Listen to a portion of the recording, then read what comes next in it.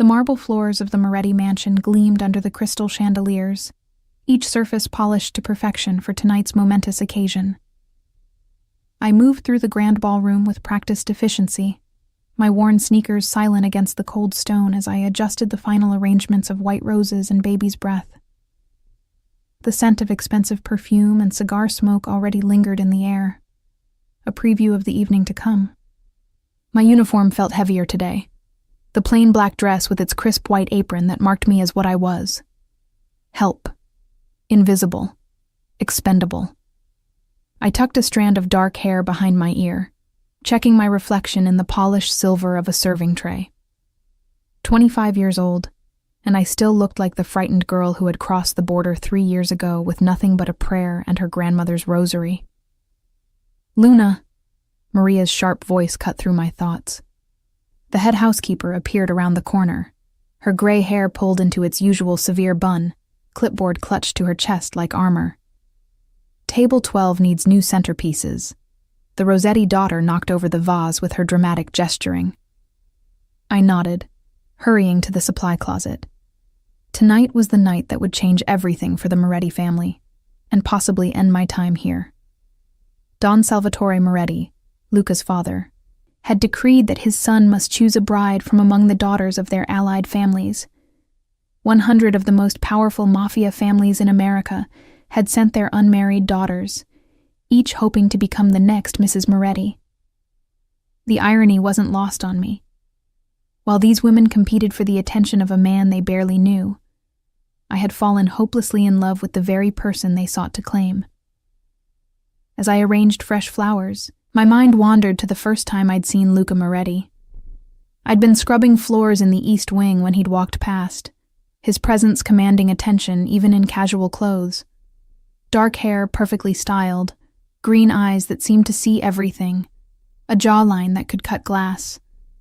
He'd paused, looked down at me on my hands and knees, and said simply, "You missed a spot." But he'd smiled when he said it, transforming his entire face from intimidating to devastating. That was 3 years ago. 3 years of stolen glances, brief conversations in passing, and the gradual realization that Luca Moretti was nothing like the cold, calculating man the world saw. He left books in Spanish on the kitchen counter after learning I was teaching myself to read English. He always asked about my family in Mexico, remembering my youngest brother's name and my mother's arthritis. When I'd caught a terrible flu last winter, he'd personally driven to the pharmacy at midnight to get my medicine. But tonight, all of that would end. He would choose one of those beautiful, educated, wealthy women, and I would return to Mexico with enough money saved to start a small business. It was what I'd always planned. What I should want. The sound of expensive heels clicking against marble announced the arrival of the first guests. I peeked through the service door, watching as a stunning blonde in a red Valentino gown swept into the ballroom, diamonds glittering at her throat and ears. Behind her came a brunette in emerald silk, then a redhead in midnight blue. Each more beautiful than the last, each carrying herself with the confidence that came from generational wealth and power. These were Luca's peers, his equals. Women who understood his world of family obligations, territorial disputes, and the weight of legacy. Women who could stand beside him at charity galas and family meetings, who could navigate the treacherous waters of Mafia politics with a smile and a carefully placed word. I was just the maid who brought him coffee in the morning and made sure his shirts were pressed exactly how he liked them. "Luna, stop gawking and get back to work," Maria hissed, appearing beside me. "The Morettis will be down soon, and everything must be perfect." I retreated to the kitchen, where controlled chaos reigned. Chef Roberto barked orders in rapid Italian, while his staff plated hundreds of canapés with military precision. I fell into the familiar rhythm of work, arranging serving trays and polishing champagne flutes until they sparkled. "Have you seen him yet?" whispered Sophia, one of the newer maids, as she bumped my shoulder conspiratorially. "They say he looks like a movie star in his tuxedo." My chest tightened. I'm sure he looks very handsome. Maria says he has to pick someone tonight. Can you imagine? All those rich princesses fighting over one man? She giggled, unaware of the knife her words twisted in my heart. I heard the Russian girl brought a dowry worth $50 million. $50 million. The number echoed in my head as I continued my tasks. I sent $300 home to my family every month, nearly every penny I earned. In my entire lifetime, I would never see even a fraction of that amount. How foolish I'd been to think, even for a moment, that a man like Luca could see anything in someone like me. The kitchen door swung open, and Vincent Torino strode in, his bulk filling the doorway. Don Salvatore's right hand and enforcer, Vincent had always made my skin crawl. His small, dark eyes swept the room before landing on me with an expression I couldn't quite read. You. He pointed a thick finger in my direction. Luna, isn't it?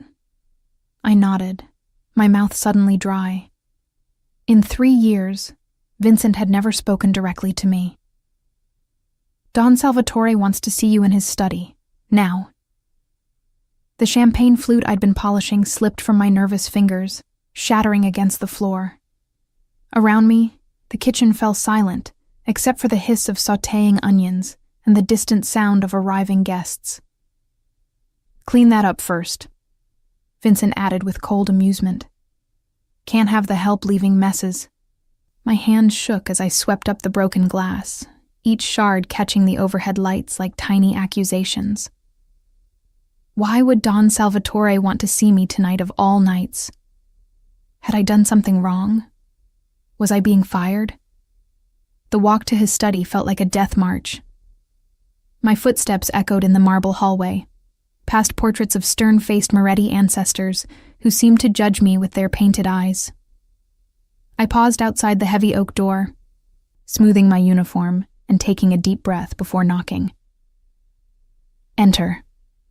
Don Salvatore sat behind his massive desk, looking frailer than I'd seen him since his heart attack 6 months ago. His once powerful frame had withered, but his eyes remained sharp as a hawk's.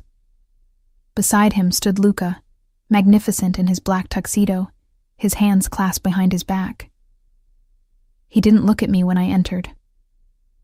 Luna, Don Salvatore's voice carried the rasp of a lifetime smoker.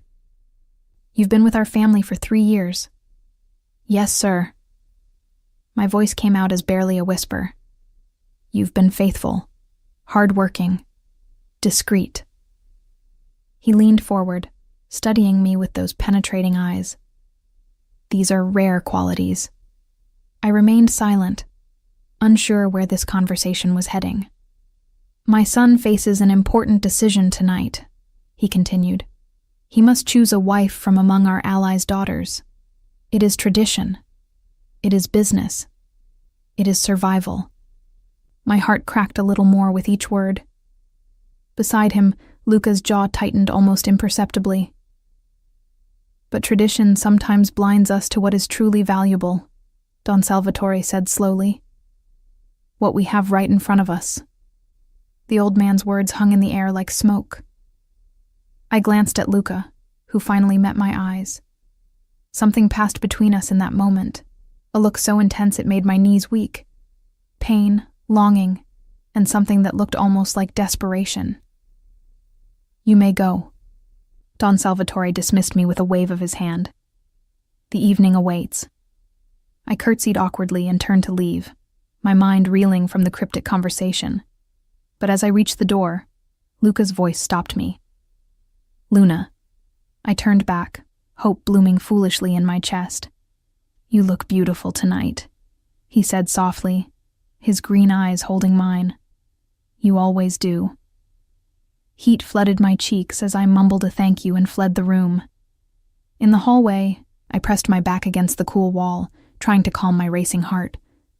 What had just happened? Why had Don Salvatore wanted to see me? And why had Luca looked at me like I mattered? The sound of approaching voices forced me back into motion. I hurried toward the kitchen, but not before catching a glimpse of the ballroom through the main doors. It was a fairy tale scene. Hundreds of guests in designer gowns and perfect tuxedos, champagne flowing like water, and at the center of it all, the most eligible bachelor in the criminal underworld. Soon, he would choose his bride from among the beautiful, accomplished women who filled that glittering room. And I would go back to being invisible, just another servant in the shadows of their perfect world. If only I knew that in less than an hour, Luca Moretti would turn that perfect world upside down with 5 simple words that would change everything. I choose Luna as my wife. The ballroom had transformed into a glittering battlefield. I watched through the service door as 100 of the most beautiful women I'd ever seen circulated through the crowd, each more stunning than the last. The Torino daughter wore a gown that probably cost more than my family's house, while the Benedetti girl's jewelry could fund my village's school for a decade. They moved with the grace of trained dancers, each conversation a carefully choreographed performance designed to catch Luca's attention. And Luca, God help me, he was magnificent. The black tuxedo fit him like it had been painted on, emphasizing his broad shoulders and lean waist. His dark hair was perfectly styled, and when he smiled politely at something one of the candidates said, I felt my heart clench with jealousy so fierce it took my breath away. "Stop torturing yourself," Maria muttered, appearing beside me with a tray of dirty glasses. "He's not for you, mija. The sooner you accept that, the better." But I couldn't look away. I watched as the Russian girl, Katerina Volkov, practically draped herself over Luca's arm, her platinum blonde hair catching the chandelier light like spun gold. She was everything I wasn't, tall where I was short, pale where I was olive-skinned, sophisticated where I was simple. When she laughed at something he said, the sound was like crystal bells. "The Volkov girl is the favorite," whispered Sophia, joining our illicit observation. I heard Vincent tell Chef Roberto that her father controls the entire East Coast shipping operation. The marriage would unite 2 of the most powerful families. My stomach churned. Of course. This wasn't about love or even attraction. This was business, pure and simple. Luca needed to choose the woman who would bring the most strategic advantage to the Moretti Empire. And what could a Mexican maid possibly offer that these princesses couldn't? "Luna." Chef Roberto's voice cracked like a whip. "Stop daydreaming and get these appetizers to table 6 before they get cold."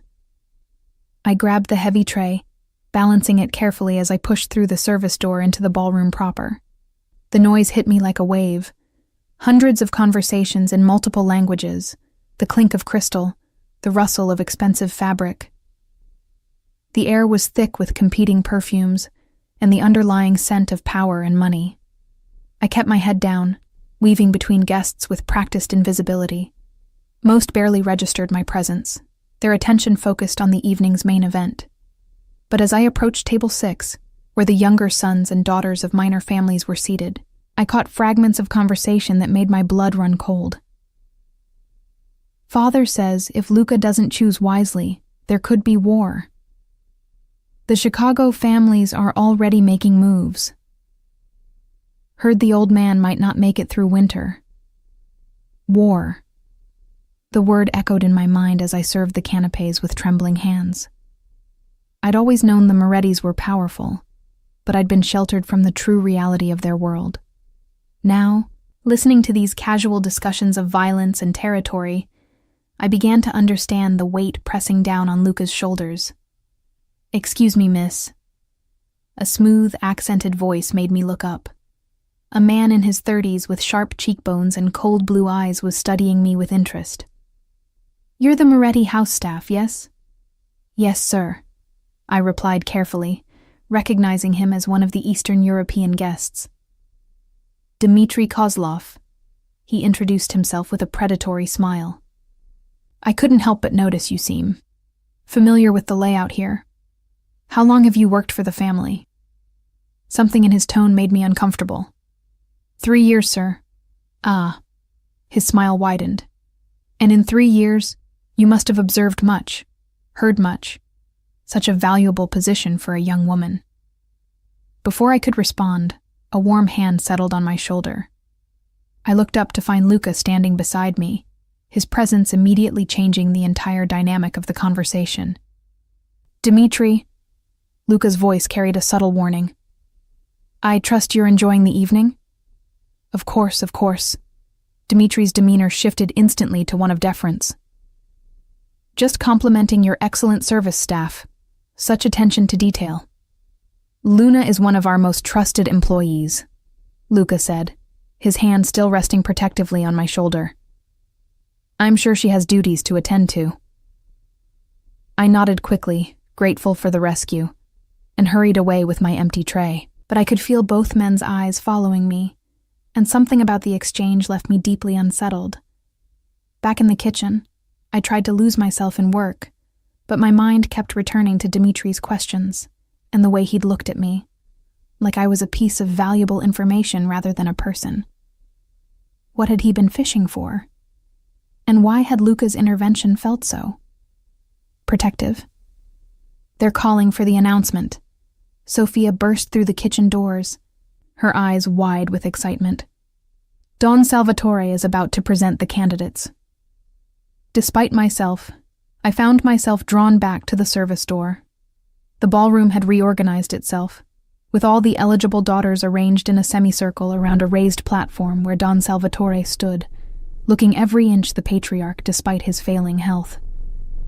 Luca stood beside him, his expression carefully neutral as he surveyed the sea of hopeful faces.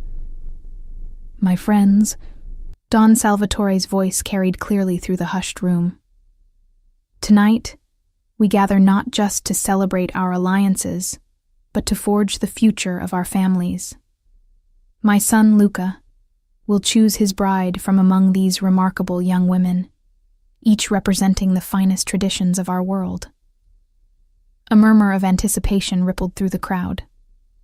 I watched as each candidate straightened, preparing for their moment in the spotlight. Katerina Volkov smoothed her already perfect hair, while the Benedetti girl adjusted her necklace to catch the light just so. The choice he makes tonight will determine not just his personal happiness, but the direction of our family's legacy for generations to come, Don Salvatore continued. "It is a decision that cannot be made lightly." My heart hammered against my ribs as I watched Luca step forward. This was it. In moments, he would choose his future wife, and my foolish dreams would finally be laid to rest. But instead of approaching any of the beautiful women arrayed before him, Luca turned toward the back of the room. His eyes swept the crowd, searching, until they found mine through the crack in the service door. "Father," he said, his voice carrying clearly in the sudden silence. "I have made my choice." A collective intake of breath filled the ballroom. The candidates preened, each certain they were about to be selected. Katerina Volkov stepped forward slightly, her smile triumphant. "Bring her here," Luca said, still looking directly at me. Vincent appeared as if from nowhere, his bulk filling the doorway to the service area. "Come," he ordered gruffly. "Now." My legs felt like water as I followed Vincent through the ballroom. Every eye in the room tracked our movement, confusion rippling through the crowd as they tried to understand what was happening. The candidates' expressions shifted from confidence to bewilderment as I passed them in my simple black uniform. I reached the platform on shaking legs, acutely aware of how I must look in my plain work dress among all this finery. Don Salvatore's expression was unreadable, while Vincent looked like he'd swallowed something sour. But Luca looked at me like I was the only person in the room. "This is Luna Reyes," he announced to the stunned assembly. "She has served our family faithfully for 3 years. She is kind, intelligent, hardworking, and honest, qualities that are worth more than all the gold in the world." The silence was deafening. I could feel the shock and outrage radiating from the crowd like heat from a fire. Katerina Volkov's face had gone white with fury, while her father's expression promised violence. "She is also," Luca continued, taking my trembling hand in his strong, warm one, the woman I love, and if she will have me, she will be my wife. The ballroom erupted. Shouts of outrage in multiple languages filled the air as chairs scraped back and voices rose in anger. I stood frozen in the center of the chaos, Luca's hand my only anchor to reality. "This is an insult!" Katerina's father stepped forward, his face purple with rage. "You shame all our families with this mockery." "No," Luca's voice cut through the noise like a blade. "I honor them by choosing with my heart instead of my ledger book." Vincent moved closer to the platform, his hand resting meaningfully inside his jacket. Around the room, other men made similar gestures, the threat of violence suddenly very real.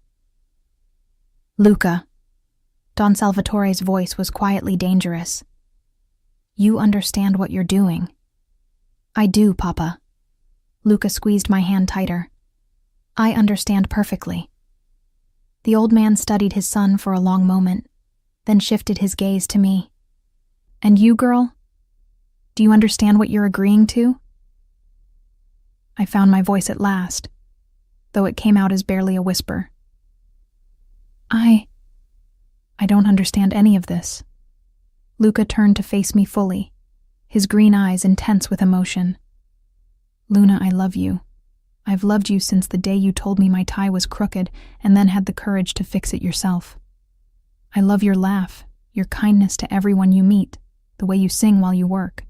I love that you send every penny home to your family, that you cry during sad movies, that you're not afraid to tell me when I'm being unreasonable." Tears blurred my vision as his words washed over me. "But Luca, I'm nobody. I'm just—" "You're everything," he interrupted firmly. "You're the only thing that matters." The chaos around us continued to rage, but in that moment, it felt like we were alone in the eye of a hurricane. Luca raised our joined hands to his lips, pressing a gentle kiss to my knuckles. "Will you marry me, Luna Reyes?" he asked softly.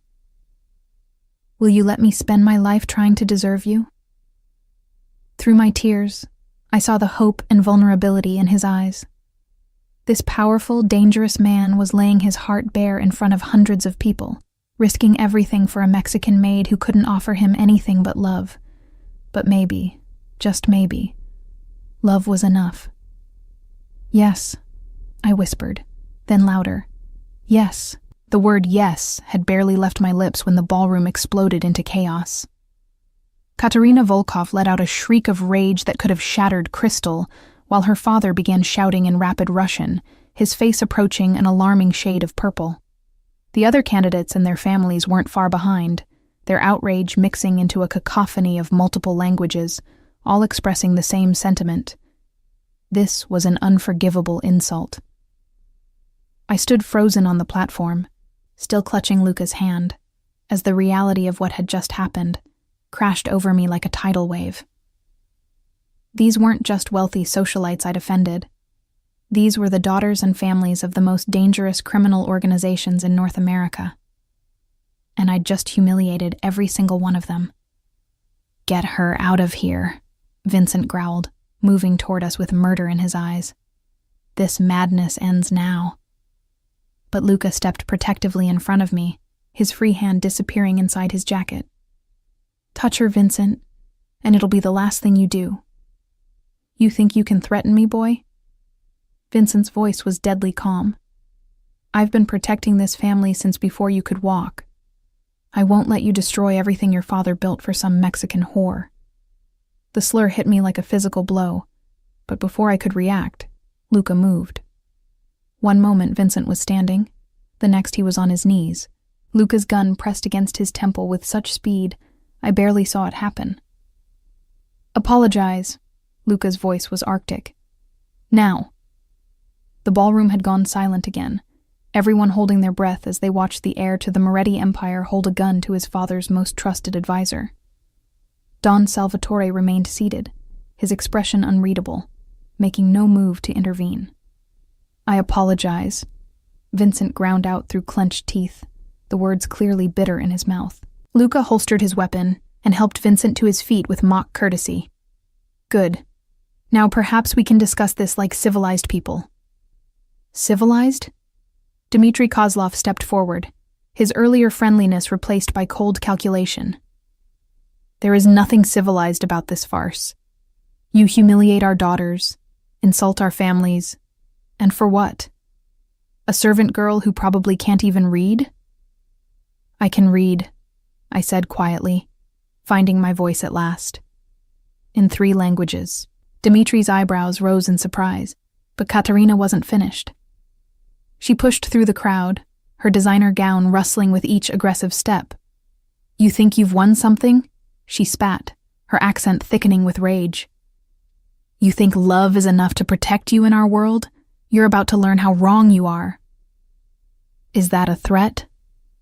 Luca's voice carried a dangerous edge that made several people step back. It's a promise, Katerina's father interjected. You've made enemies tonight, Moretti. Powerful enemies. That girl will be dead within the week. The casual way he spoke of my murder sent ice through my veins.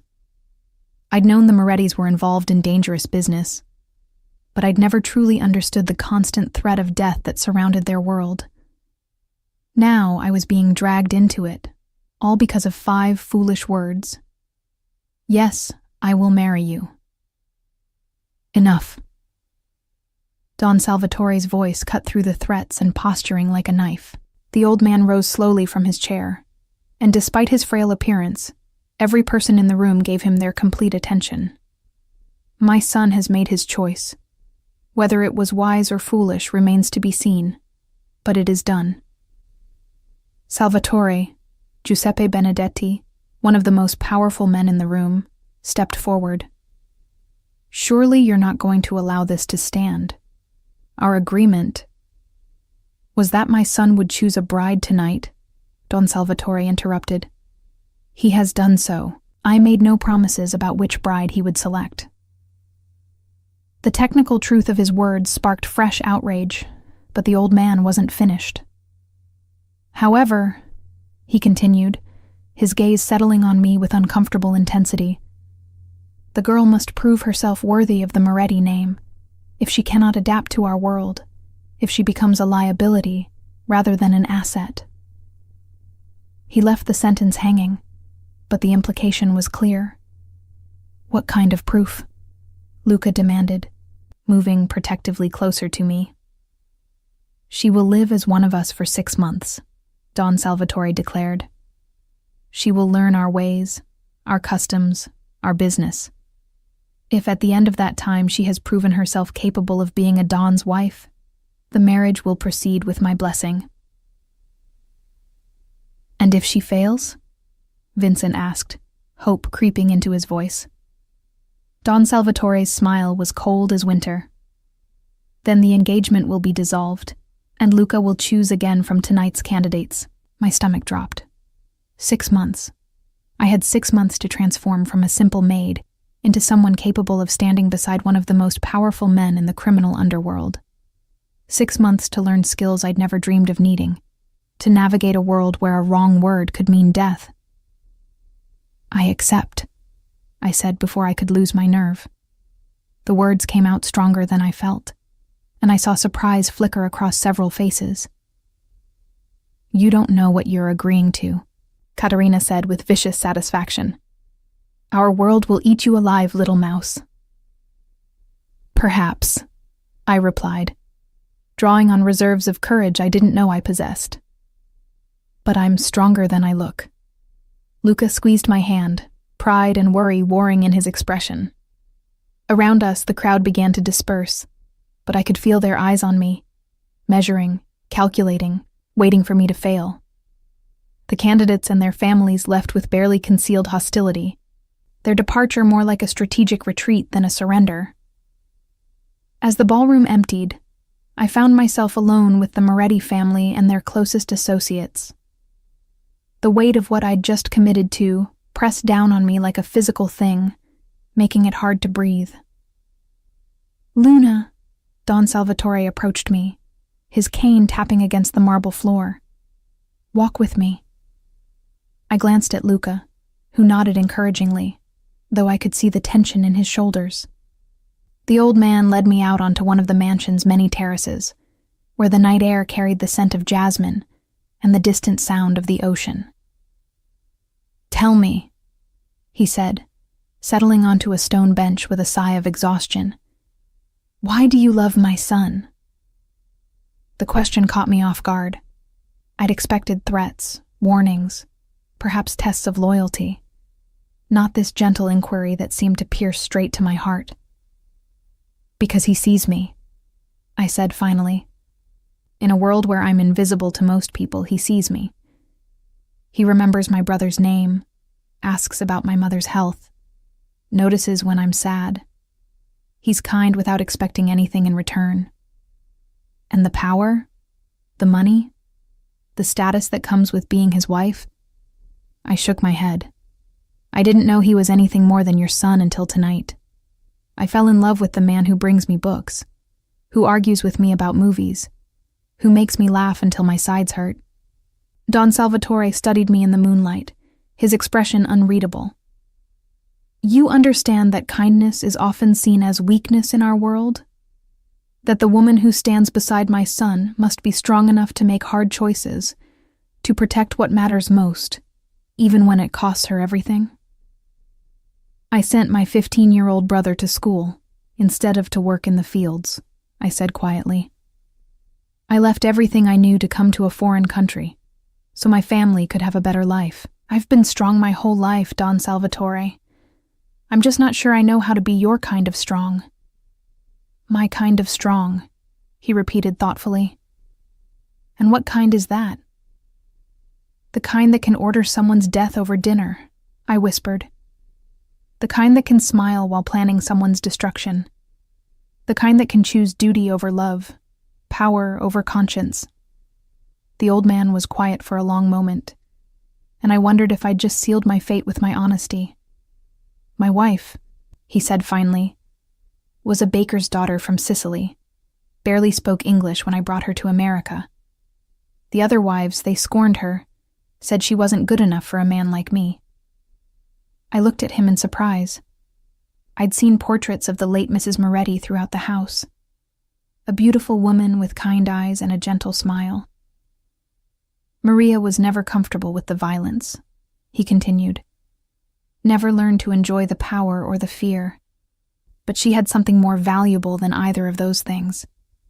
"What?" "She had the courage to humanize me, to remind me that beneath the dawn, the patriarch, the killer, there was still a man capable of love. His eyes, so like Luca's, fixed on mine. That is the kind of strength my son needs, Luna. Not the ability to be ruthless, but the wisdom to know when mercy is more powerful than vengeance." Before I could respond, footsteps announced Luca's approach. He appeared at the terrace doors, relief flooding his face when he saw me unharmed. "Papa, you're not interrogating my fiancé, are you?" "Just getting to know the girl who stole my son's heart," Don Salvatore replied, rising stiffly from the bench. "I approve of your choice, Luca, but the next 6 months will test both of you in ways you cannot imagine." As the old man made his way back inside, Luca gathered me into his arms, holding me close against his chest. I could feel his heart beating rapidly beneath his tuxedo jacket. "I'm sorry," he murmured into my hair. "I'm sorry for throwing you into this without warning, for putting you in danger, for asking you to give up your quiet life for this chaos. Are you taking it back?" I asked, pulling away to look at his face. "Never," he said fiercely. "Not if you'll have me. Not if you can forgive me for being selfish enough to want you despite the risks." I reached up to cup his face in my hands. This beautiful, dangerous man who had just upended both our lives for love. "Then we have 6 months to figure out how to make this work," I said. 6 months for you to teach me how to be worthy of the Moretti name." "You're already worthy," he said, leaning down to rest his forehead against mine. "You're more than worthy.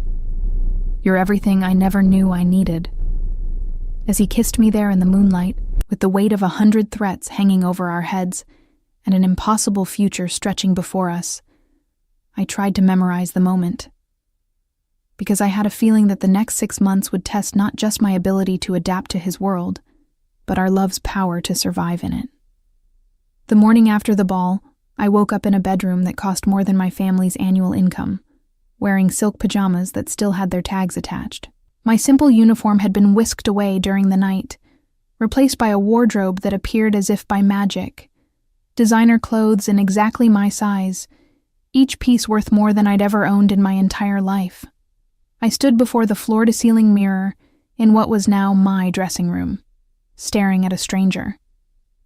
The woman looking back at me wore a tailored cream-colored blouse and charcoal slacks that hugged her curves in ways that made her look sophisticated, expensive, but her eyes, my eyes, were wide with terror and uncertainty. A soft knock interrupted my identity crisis. "Come in," I called, expecting one of the maids. Instead, an elegant woman in her 50s entered, her silver hair perfectly coiffed, and her navy suit screaming understated wealth. She moved with the confidence of someone accustomed to authority, her pale blue eyes assessing me with the thoroughness of a military inspection. "Luna Reyes," she said, her voice carrying a slight Italian accent. "I am Francesca Romano, your etiquette instructor. We have 6 months to transform you from a servant into a Don's wife. I suggest we begin immediately." My stomach dropped. Transform me? "Everything must change," Francesca said matter-of-factly, circling me like a predator sizing up prey. "Your posture, your speech patterns, your knowledge of our customs and traditions. You must learn to host dinner parties for 50 people, to conduct yourself at charity galas, to spot a federal agent at 50 paces." "Spot federal agents?" My voice came out as a squeak. Francesca's smile was sharp as a blade. "My dear girl, you're about to become the wife of one of the most wanted men in America. The FBI would love nothing more than to turn you into an informant. You must learn to recognize their tactics, their approaches, their weaknesses." The weight of my new reality pressed down on me like a physical thing. This wasn't just about learning proper etiquette and fashion. I was being trained to become a criminal's wife, to participate in a world of violence and illegal activities. "I can't," I whispered, sinking onto the velvet bench at the foot of the bed. "I can't do this. I'm not built for this world." "You think Maria Moretti was built for it?" Francesca asked, settling beside me with surprising gentleness. "She was younger than you when she married Salvatore, barely spoke English, terrified of her own shadow, but she learned, adapted, became one of the strongest women I've ever known." "What happened to her?" "Cancer, 3 years ago." Francesca's expression softened. "But she died knowing she had raised a son who understood the difference between power and cruelty, between leadership and tyranny. That was her greatest achievement." Before I could respond, another knock echoed through the room. This time it was Luca, looking devastating in a charcoal suit despite the early hour. His eyes found mine immediately, concern flickering across his features. "How is our student adapting?" he asked Francesca, but his gaze never left my face. "She's overwhelmed," Francesca replied honestly. "Which is understandable, but she has potential. Good bone structure, natural grace when she's not terrified, and intelligence in her eyes." "I'm sitting right here," I said dryly, finding my voice again. Luca's mouth quirked into that smile that never failed to make my heart skip. "Yes, you are, and you're beautiful." Heat flooded my cheeks, but Francesca was already standing, all business again. "Luca, I need her for 3 hours this morning.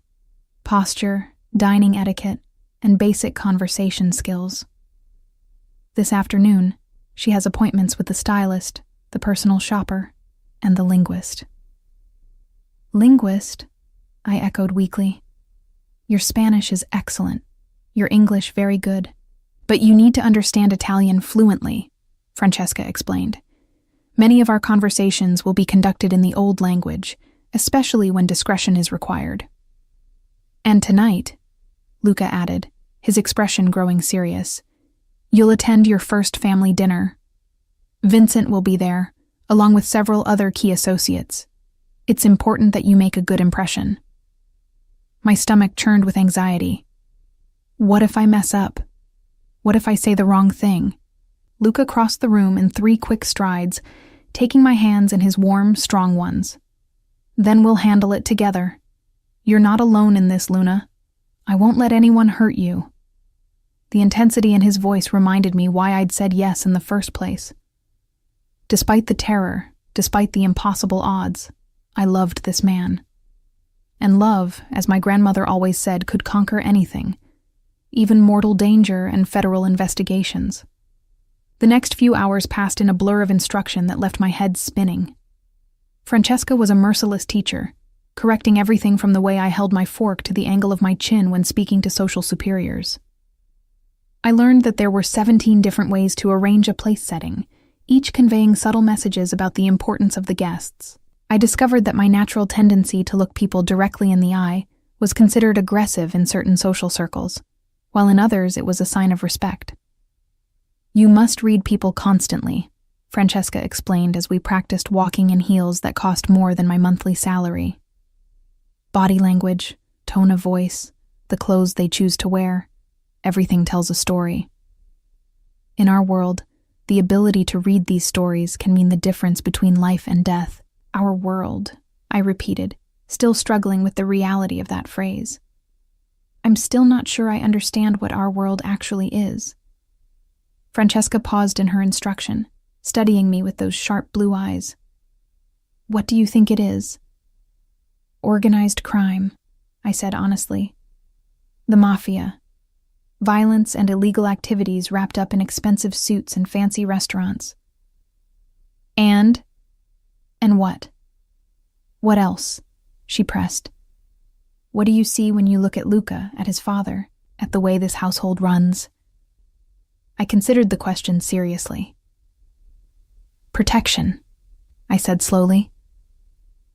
When my mother got sick last year, Luca made sure she had the best doctors in Mexico City, even though I never asked for help. When Mrs. Patterson from the flower shop was being harassed by those gang members, they suddenly stopped coming around after Vincent had a conversation with them. Exactly. Francesca nodded approvingly.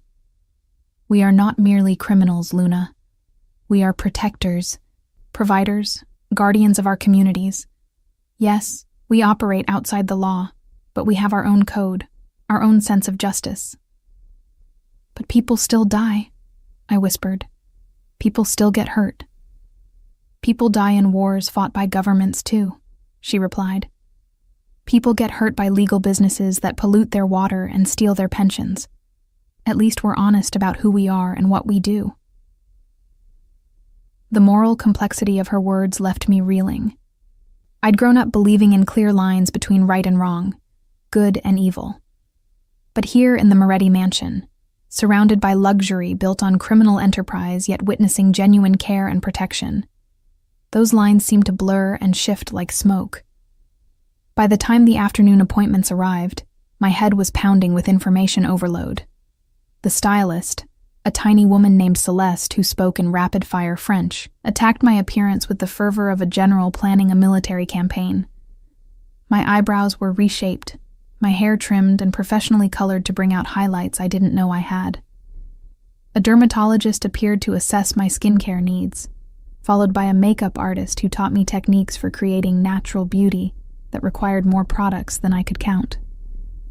The personal shopper, an impeccably dressed man named Marcus, had filled my new closet with a wardrobe suitable for every possible occasion. Casual wear for family dinners, cocktail dresses for business meetings, formal gowns for charity events, and exercise clothes for the physical training that apparently was also part of my education. Physical training? I asked weakly when Francesca mentioned it. Self-defense, weapons handling, situational awareness, she replied as if discussing the weather. A Don's wife must be able to protect herself and others when necessary. Weapons handling? The words came out as a squeak. Nothing too advanced initially. Basic handgun safety and accuracy, some knife work for close quarters. Vincent will handle that portion of your training. The thought of Vincent teaching me to kill people made my skin crawl. But before I could protest, Luca appeared in the doorway. "How's my beautiful fiancée surviving her first day of finishing school?"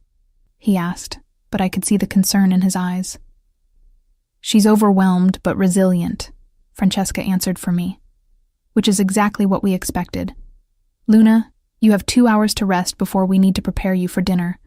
I suggest you use the time wisely."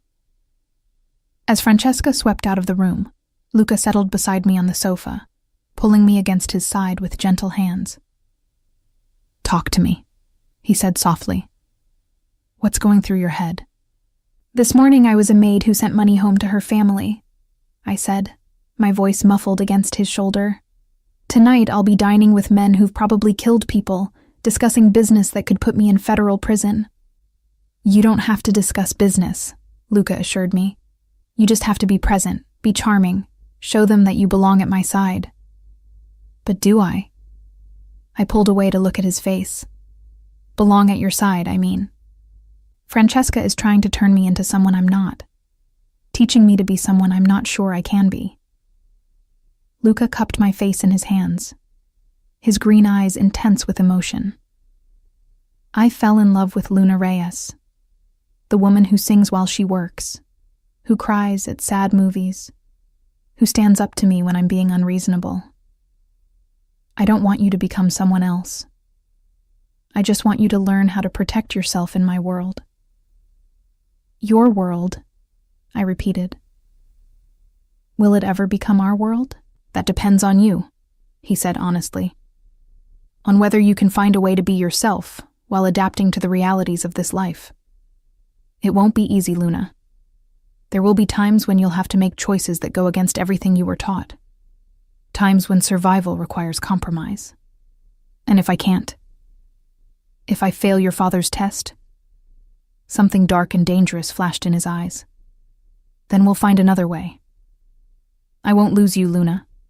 Not to my father's expectations. Not to this world's demands. Not to anything." The fierce conviction in his voice sent shivers down my spine. This was the man the criminal underworld feared, the heir to an empire built on violence and power. But he was also the man who brought me books and remembered my family's names. The man who was willing to risk everything for love.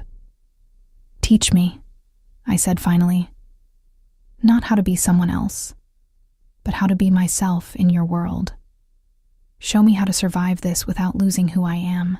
His smile was brilliant as he leaned down to kiss me, soft and sweet and full of promise. "We'll figure it out together," he murmured against my lips. "Starting with tonight." As he left to prepare for the evening, I remained on the sofa, staring out at the perfectly manicured gardens, where armed guards patrolled in careful patterns. In 6 months, I would either be planning my wedding to the most dangerous man I'd ever met, or I'd be planning my escape from a world that might already have changed me beyond recognition. Either way, there was no going back to the simple life I'd known. The maid named Luna Reyes was gone forever, replaced by someone I didn't yet understand. The question was, would the woman I became still be worthy of the love that had started this transformation? Only time would tell. 3 months into my education, I could load and fire a Glock 19 in under 4 seconds, distinguish between federal agents and genuine businessmen by their shoes alone, and conduct a dinner conversation in Italian while mentally cataloging the exits in any room. I'd also witnessed my first business meeting, a polite discussion in the mansion's library that ended with a rival family's representative leaving pale and shaking, having agreed to terms that were decidedly in the Moretti's favor. I was becoming someone I barely recognized, and it terrified me almost as much as it exhilarated me. The real test came on a rainy Thursday evening when Luca received a phone call that made his face go completely white. I was in the study, practicing my Italian with Alessandro, the language tutor, when Luca burst through the doors with an expression I'd never seen before. Pure, unadulterated panic. Luna, he said, his voice tight with control. We need to leave, now. What's wrong? I asked, immediately rising from my chair as Alessandro gathered his materials and melted away into the corridor. The Kozlovs have taken Sofia, Luca said, grabbing my arm and steering me toward the door. They're using her to get to you. The blood drained from my face. Sofia, my friend from the kitchen. The sweet girl who'd gossiped with me about the eligible daughters at the ball. They'd taken her because of me. They want to trade, Luca continued as we hurried through the hallways, Vincent and 3 other men falling into step behind us. Sofia for you. They've given us 2 hours to decide. There's nothing to decide, I said immediately, my voice steadier than I expected. We make the trade. Luca stopped so abruptly I nearly collided with him. Absolutely not. Luca, she's innocent in all this. She was taken because of me. Which is exactly why I won't hand you over to the Russians, he interrupted, his green eyes blazing. Do you have any idea what they'll do to you? What they'll use you for? What they'll do to Sofia if we don't, I shot back, drawing on the steel I'd been developing over the past months. She has a younger sister, Luca, a mother who depends on her income. You think I can live with myself knowing she died because I was too much of a coward to— This isn't about courage, Vincent interjected roughly. It's about strategy. We don't negotiate with the Russians. Ever.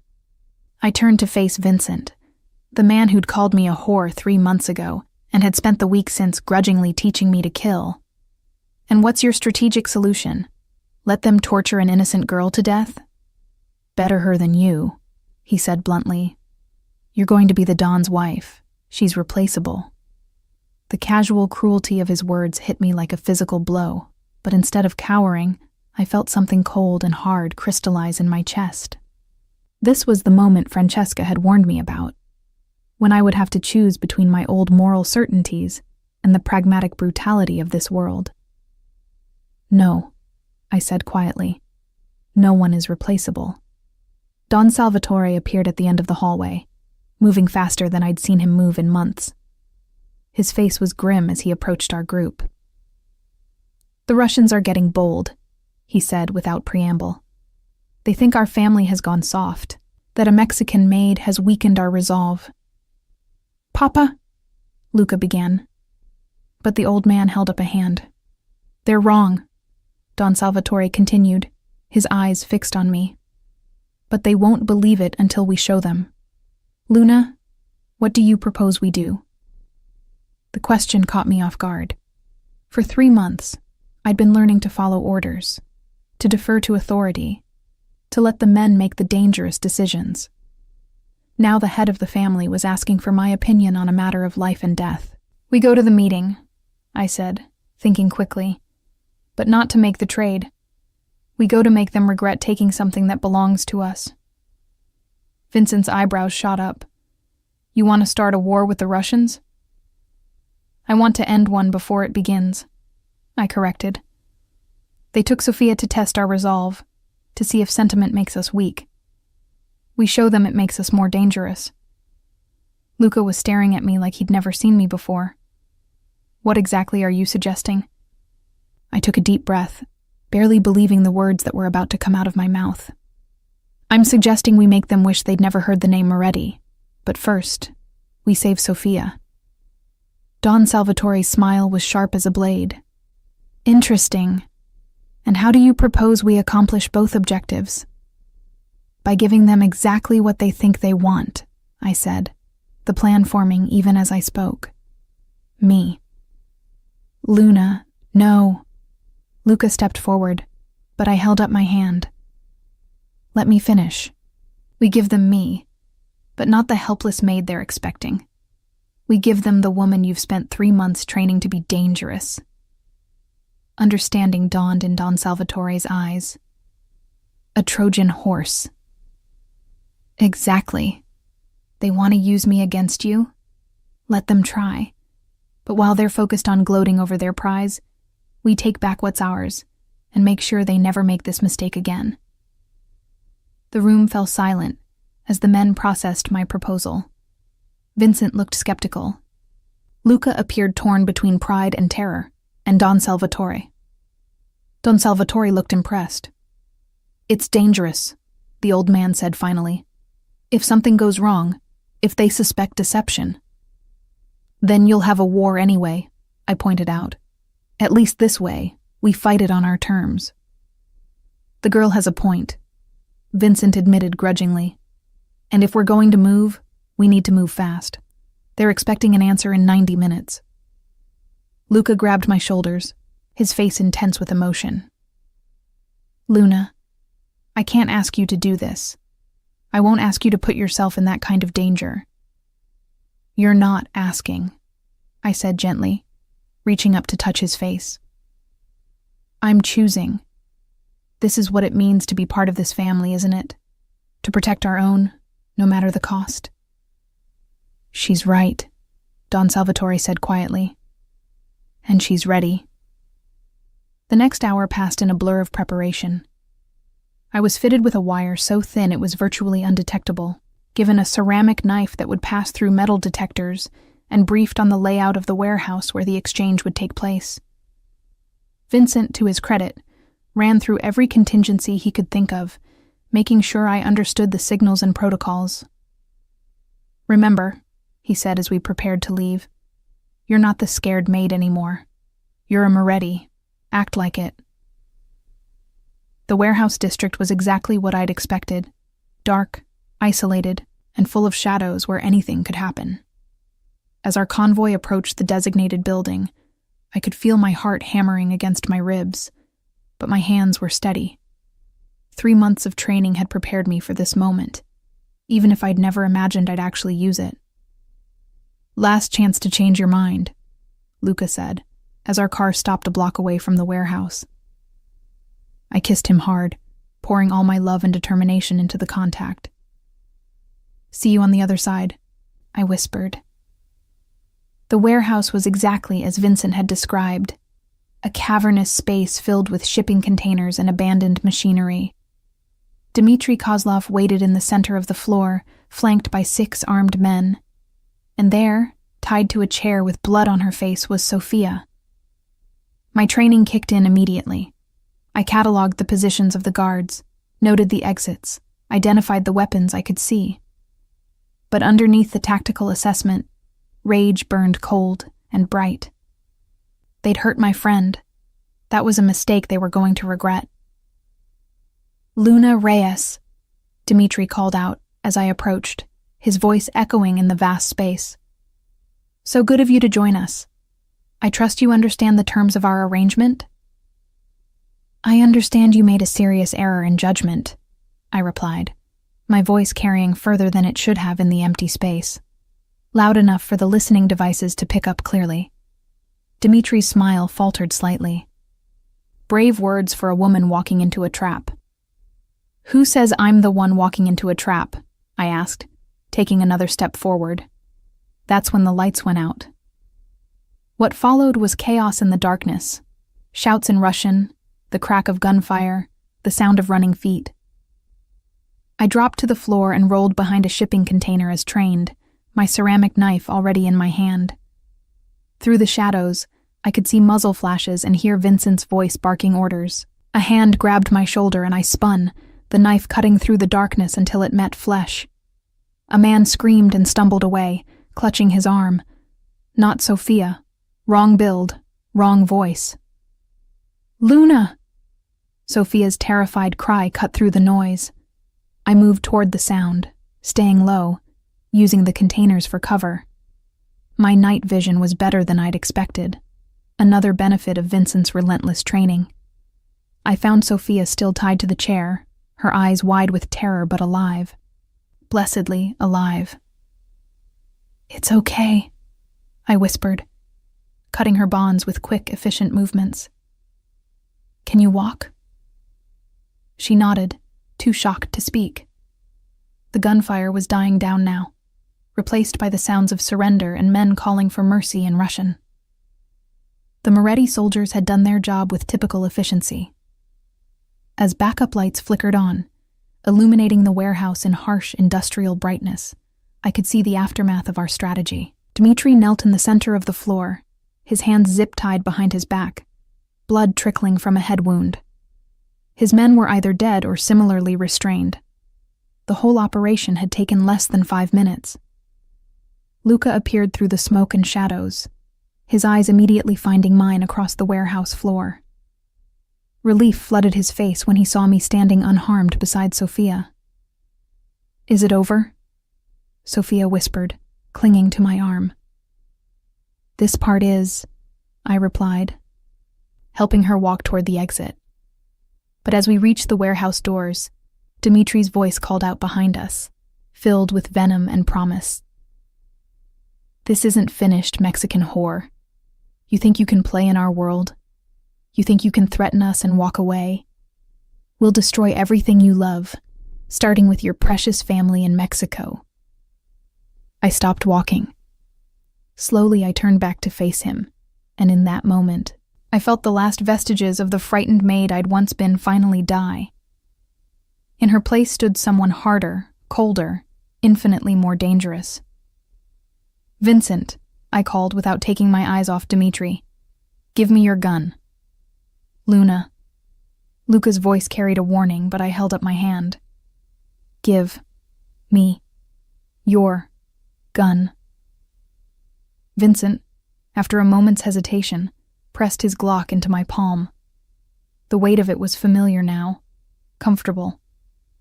I walked back to where Dmitri knelt, the weapon held steady in my grip. "You made 2 mistakes tonight," I said, my voice carrying clearly in the sudden silence. "First, you took someone under my protection. Second, you threatened my family." I pressed the barrel of the gun against his forehead, watching his eyes widen with the realization that the woman standing before him was not the terrified servant he'd expected. "Please," he whispered. "I have children." "So does Sophia," I replied. "So will I someday. The difference is, my children will grow up knowing that their mother protected the people she loved." I pulled the trigger. The sound echoed through the warehouse like thunder, followed by absolute silence. Dimitri's body slumped forward, blood pooling beneath his head on the concrete floor. I handed the gun back to Vincent, my hands perfectly steady, and walked to where Luka stood staring at me with an expression I couldn't quite read. "Ready to go home?" I asked. He nodded slowly, something like awe in his eyes. "More than ready." As we left the warehouse, Sophia safely between us and the problem of the Russian threat permanently resolved, I realized that Don Salvatore's test was over. I had proven myself capable of being a Don's wife, not just through social graces and language skills, but through the willingness to kill to protect what mattered most. The woman who walked out of that warehouse was not the same person who had entered it an hour before. She was someone harder, more dangerous, perfectly suited to stand beside the most powerful man in the criminal underworld. She was, finally and completely, a Moretti. 6 weeks later, I stood in the same ballroom where Luka had first declared his love for me, but this time I wasn't wearing a maid's uniform.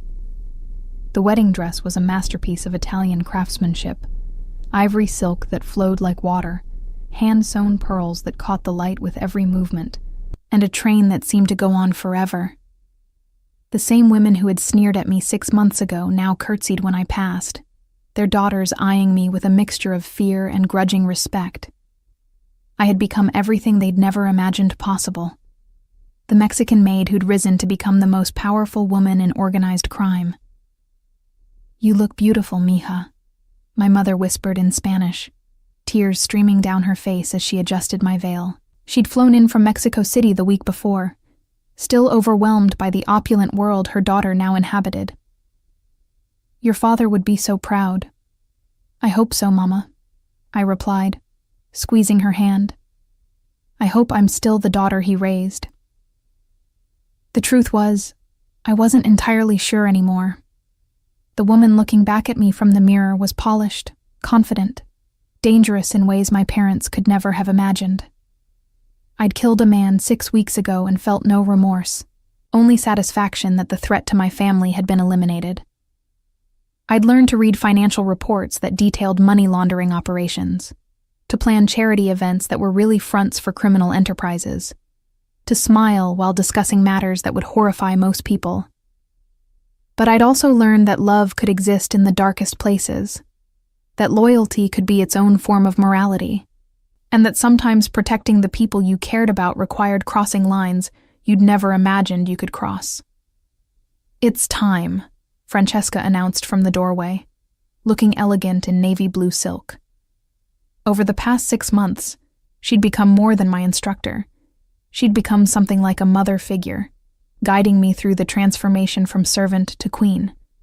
The ballroom had been transformed into something from a fairy tale. White roses and baby's breath cascaded from every surface. Crystal chandeliers cast rainbow prisms across the marble floor, and a string quartet played softly in the corner. But what struck me most was the guest list. Every major crime family in North America was represented, their attendance a clear signal that the Morettis had not only survived my unconventional addition to their family, but had grown stronger because of it. Even some of the daughters from the original ball were present, no longer competitors, but potential allies. Katerina Volkov had married into the Chicago organization and sent a wedding gift worth more than most people's houses, a peace offering that acknowledged my position in the hierarchy. As I walked down the aisle on my brother Miguel's arm, flown in specifically for the honor, I saw faces that had become familiar over the past months. Vincent, who'd grudgingly admitted I had good instincts for violence. Alessandro, my language tutor, who beamed with pride at how perfectly I now spoke Italian. The household staff who'd initially viewed me as an upstart interloper, but now treated me with the deference due their future mistress. And at the end of the aisle, standing beneath an arch of white roses, with the morning light streaming through the windows behind him, was Luca. He looked magnificent in his black tuxedo, his dark hair perfectly styled, his green eyes bright with emotion as he watched me approach. But what struck me most was his expression. Not just love, but profound respect. The man who could have married any woman in the world had chosen me, and 6 months later, he was more certain of that choice than ever. Don Salvatore stood beside his son, looking frailer than ever, but with pride radiating from every line of his body. He'd told me the week before that I'd exceeded his expectations, that I'd proven myself worthy not just of his son, but of the Moretti name itself. "Who gives this woman to be married?" Father Martinez asked when we reached the altar. "Her family does," Miguel replied in careful English. "And we do so with great pride." As Miguel placed my hand in Luca's, I felt the symbolic weight of the moment. I was leaving one life behind and stepping fully into another, accepting not just marriage but leadership, responsibility, and all the dark complexities that came with it. The ceremony itself passed in a blur of traditional vows and personal promises. But when Luca slipped the ring onto my finger, a perfect emerald surrounded by diamonds that had belonged to his grandmother, I felt something shift inside me. The last piece of the transformation clicking into place. "I now pronounce you husband and wife," Father Martinez announced. "You may kiss your bride." Luca's kiss was soft and sweet and full of promise. But when he pulled away, he whispered something in my ear that sent shivers down my spine. "Welcome to your kingdom, my queen." The reception was a study in controlled celebration. Champagne flowed like water, the food was exquisite, and the gifts displayed on tables around the ballroom represented enough wealth to fund a small country. But underneath the festivity was the constant undercurrent of business. Deals being negotiated through seemingly casual conversations, alliances being formed and reformed with every handshake. I moved through it all with the grace Francesca had drilled into me, accepting congratulations with the perfect balance of warmth and authority. I was no longer the terrified girl who'd been dragged into this world against her will. I was a willing participant, a partner in every sense of the word. "Mrs. Moretti," Giuseppe Benedetti approached me during the dancing, his earlier hostility replaced by careful respect. I owe you an apology for my behavior at the engagement announcement." "Think nothing of it," I replied graciously. "You were protecting your daughter's interests. I respect that." "Your handling of the Russian situation was impressive," he continued. "My associates in Chicago were quite taken with your directness." I smiled, the expression feeling natural despite its calculating undertones. "Sometimes the old ways are still the best ways." He nodded approvingly and moved away, but not before I caught him speaking quietly to his son about new leadership and changing times. Word of my actions had spread throughout the criminal underworld, establishing my reputation as someone not to be underestimated. As the evening wore on, I found myself standing on one of the terraces with Luca, looking out over the grounds where we'd had our first serious conversation about his world 6 months ago. "Regrets?" he asked softly, his arm around my waist. I considered the question seriously.